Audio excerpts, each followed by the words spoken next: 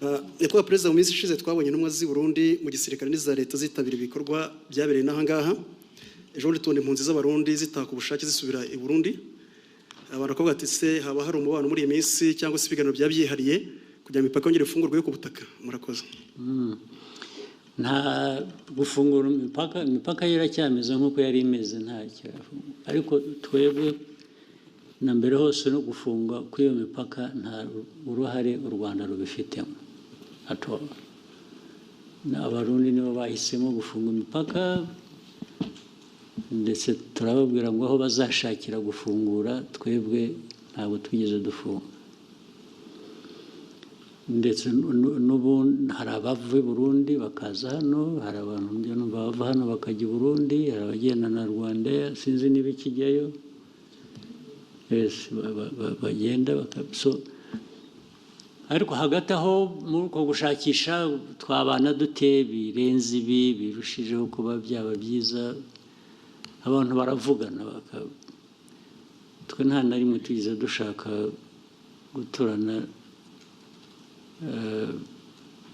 kugira abaturanyi tutameranye neza, ariko bijya biba biraba n'ubu birahari, ariko muzakurikirane neza ntabwo byigeze biduturukaho na rimwe.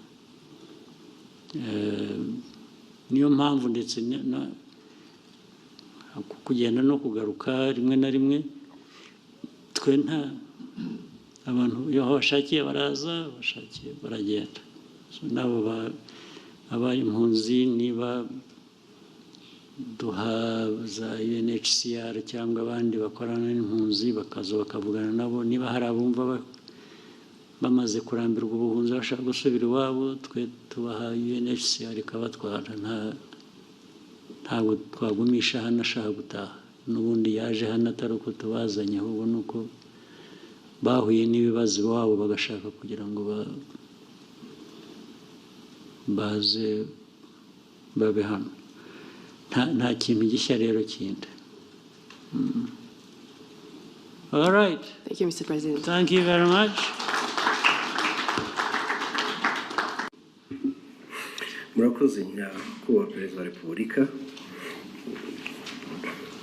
Biriya abantu mwagarutseho nyakubahwa Perezida bari mu churches nabyo nta mpuhwe mbifitiye na busa rwose. Ariko mwebwe abakoroni barabarindagije, namwe murarindagira. Ubu ibintu twirwe tuganira ibintu bya church, isengero wagiye mujye guhinga mworore mujye gusenga nushaka usengere kuri telefone.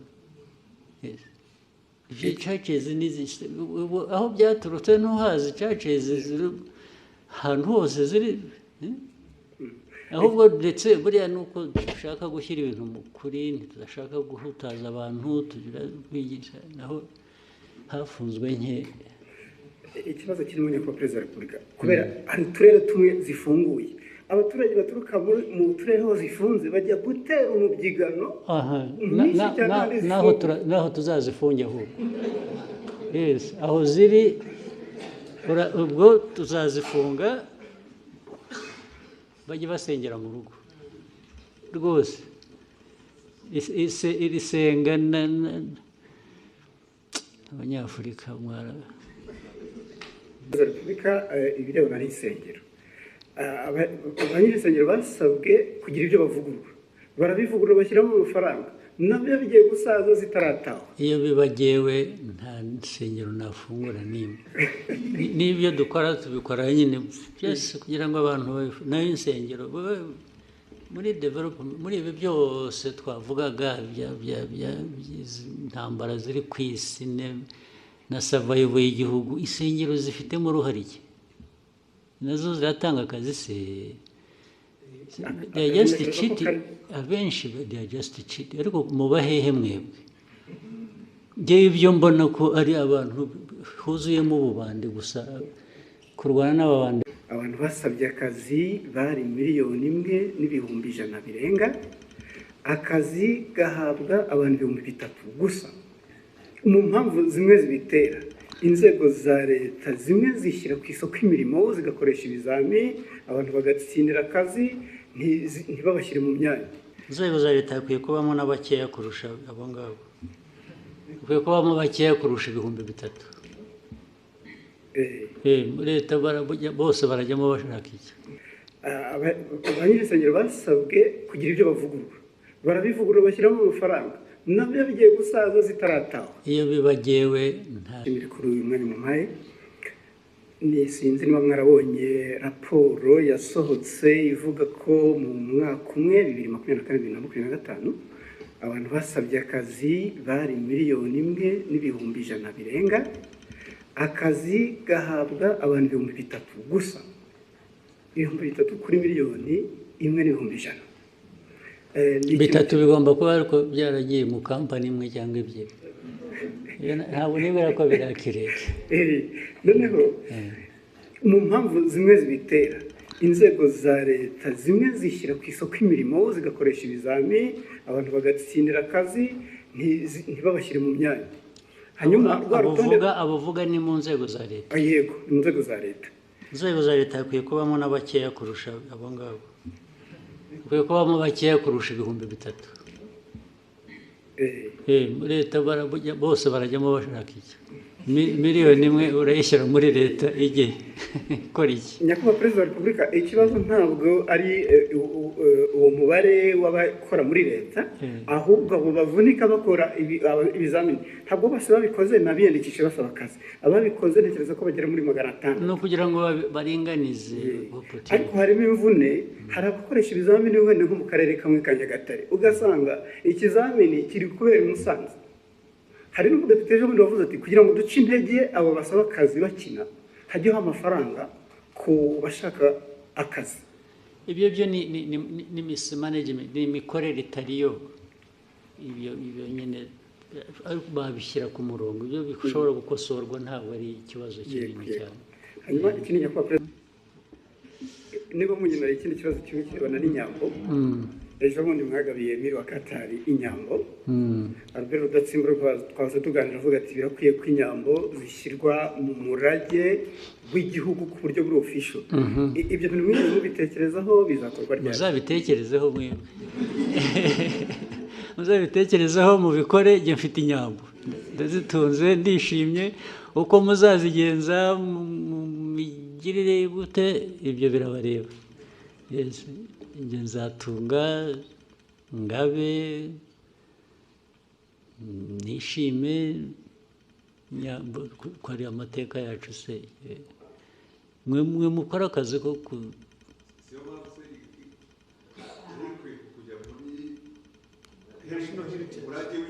ibyo birabareba, muzabishyiremo.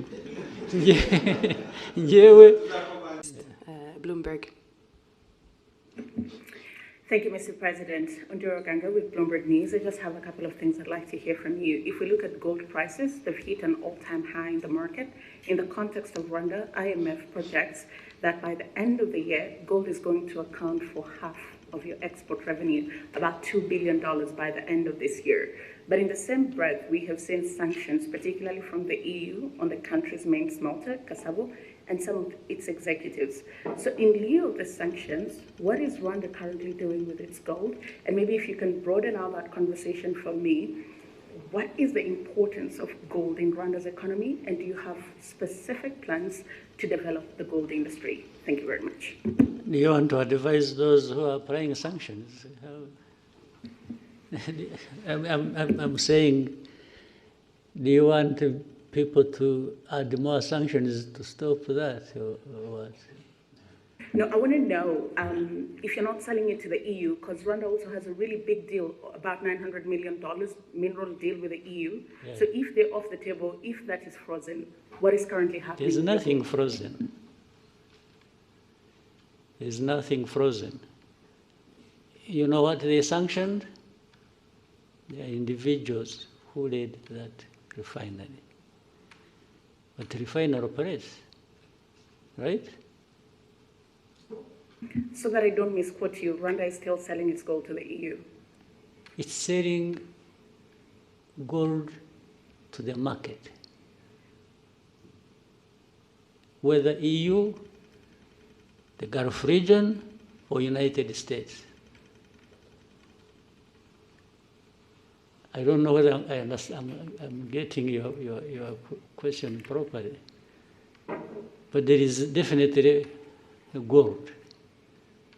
We have gold here, by the way. Do you know it? You know a place called Miove? You have heard?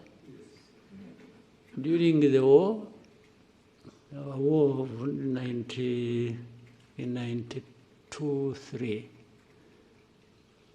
our soldiers were operating in that region. Miove, there is a swamp, you know it? In Chumbi. Our fighters woke up and found some stones they didn't know flowing along the river, and they picked that stuff. And in fact, we sold it, sent it through to Uganda, sold it. It bought us, we were able to buy some meals for a week. Just from the gold we picked. The mining still goes on artisanal, and now they are doing deep exploration to see if there is gold in Nyamagabe area, in Nyanyongwe. A lot of gold comes from there, and so on and so forth. Then more gold comes from, and gold has been coming through here or sold here from Congo as it goes through Burundi or goes through Uganda. So there is nothing particular about gold and Rwanda that people should blah, blah, blah about. Even the refinery, but you know the sanctions, if you followed, the sanctions, they sanctions 2 individuals. What does that have to do with gold?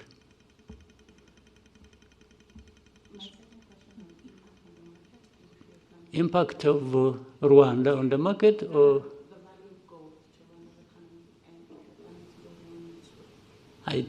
well, it must be there. I haven't calculated it, but the impact must be positive, must be there relative to the price of gold going up. I've been seeing it is now at around 4,000. Yes, 4,000 plus dollars per ounce, I think. That's huge. As you see it, you may end up, and it has nothing to do with Rwanda, you may end up having wars around gold, those who need it and those who produce it in the world. And those who have more will get more involved than those of us. We are talking about young or small people. Rwanda always carries the burden of the whole world by itself. You know, there are people doing everything, even in a worse form than probably we're accused of, but they prefer to point at Rwanda for everything. Can you imagine Rwanda being a point of reference to do with this global network of gold trade? You get it clearly that it is politics, it is geopolitics, it is some nastiness that goes on every day. Otherwise, how does Rwanda really surface in all this?